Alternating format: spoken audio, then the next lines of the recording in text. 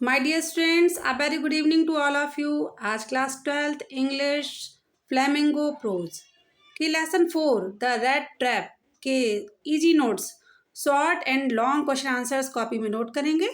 और थीम में ये एक कहानी है एक पेडलर अर्थात फेरी वाले की, जो कि पूरे संसार की तुलना एक चूहेदानी से करने लग जाता है। तो आइए समझते हैं।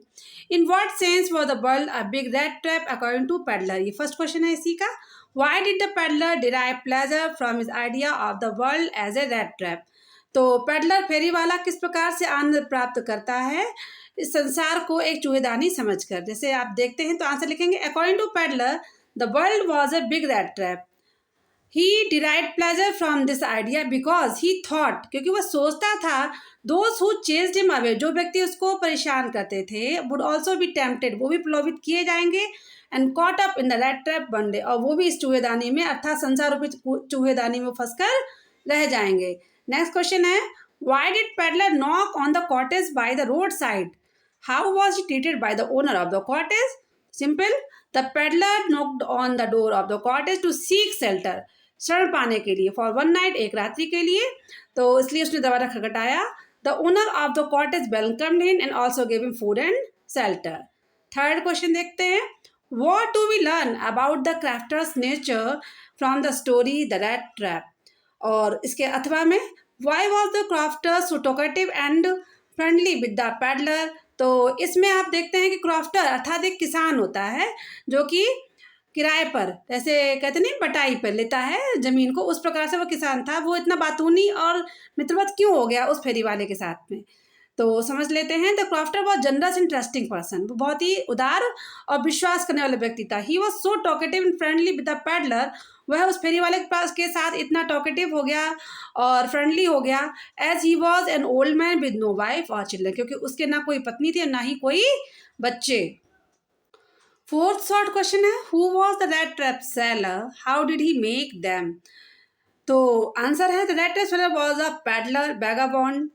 He made them from the material he got by begging in the stores or at the big farms. तो वह जिस मटेरियल से अपने चूहेदानी को निर्माण करता था, बनाता था, तो वो स्टोर से या बिग फार्म से भीख मांग कर लाता था उस सामान को। Next question why did the rat trap seller return to crofter's cottage? तो ये रेड ट्रैप जो सेलर था वह क्राफ्टर अर्थात उस किसान के कॉटेज कुटिया पर वापस लौटकर क्यों गया? तो rat trap seller return to crofter's cottage to steal the pouch with 30 kronor. तो 30 क्रोनर जो उसने किसान ने उसको दिखा दिए थे, तो उसको चुराने के लिए चुपके से वह उसके दरवाजे पे फिर से गया। Who was the owner of Ramsjo iron mills? तो iron master was the owner of Ramsjo iron mills. Seventh question देखें why did the peddler decline the invitation of the iron master? Peddler ने जो iron master के invitation को decline अर्थात मना क्यों कर दिया, अस्वीकार क्यों कर दिया?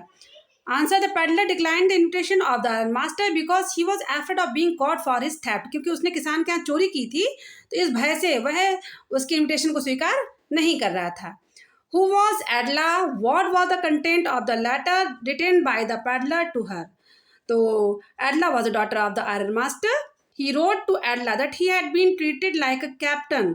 तो उसने एडला को लिखा पत्र में कि उसने उसको कैप्टन के भांति उसके साथ व्यवहार किया, जैसे कि he wanted to be nice with them, तो वो भी रिटर्न में उनके साथ में अच्छा व्यवहार करना चाहता था। So he requested her to return crofters 30 kronor to him, और उसने जो क्राफ्टर किसान के 30 क्रोनर अर्थात जो स्वीडन मुद्रा थी उसको वहीं पर उसके घर पर छोड़कर चला गया।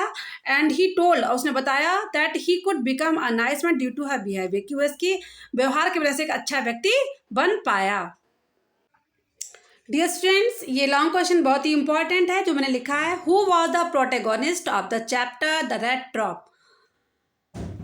What was his condition and how was he struggling for the survival? Describes spreading his philosophical thought about the whole world. तो इस आंसर को बहुत ही अच्छे से हेडिंग से समझ लें।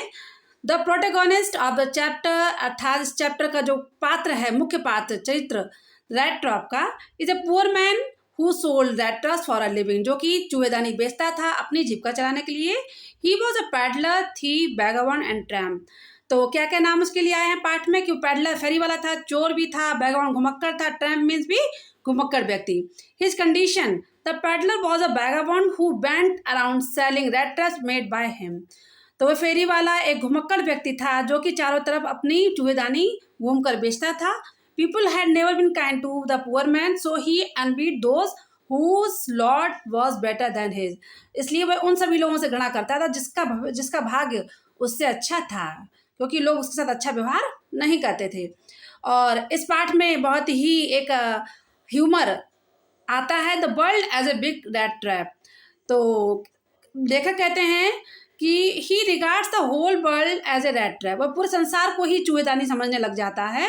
ही थिंक्स, वह सोचता है, जस्ट एज, जिस प्रकार से चीज एंड मीट, जैसे आपकी चीज और मीट होता है, आर बैट्स, प्लोवन देते हैं, इन द रैट ट्रैप, एक चूहेदानी में। सिमिलरली, उसी प्रकार the riches, joy and shelter and food are bait to entrap the people. तो इसी प्रकार से जो लोगों को प्रलोभित करने के लिए, फंसाने के लिए जो रिचेज होते हैं, जॉय होता है, फूड होता है, ये सभी प्रलोभन का कार्य करते हैं।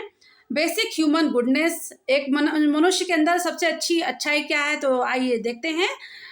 इस कहानी में एक पात्र है एडला, तो उसकी kindness, compassion and caring behaviour finally made the peddler change his veg. उसने उस फेरी वाले को अपने तौर तरीके बदलने के लिए बाध्य कर दिया, अर्थात बदल दिया। He return the crofters money and decided to be a good man. उसने यहाँ तक कि क्रॉफ्टर को जो पैसा चुराया था, 30 जो स्वीडन की मुद्राएं, वो भी उसको वापस करके चला गया और उसने निर्णय किया कि वह अच्छा व्यक्ति बनेगा। कंक्लूजन क्या है, the author has beautifully describe the essence of goodness in a human being in a philosophical way. तो इस पाठ में बहुत ही फिलोसॉफिकल, दार्शनिक तरीके से कवि ने कुछ अच्छाइयाँ जो होती हैं उनका वर्णन किया है। डियर चिल्ड्रन, पढ़ते रहें और आगे बढ़ते रहें। ओके, मिलेंगे नेक्स्ट टॉपिक के साथ नेक्स्ट वीडियो में। Good bye.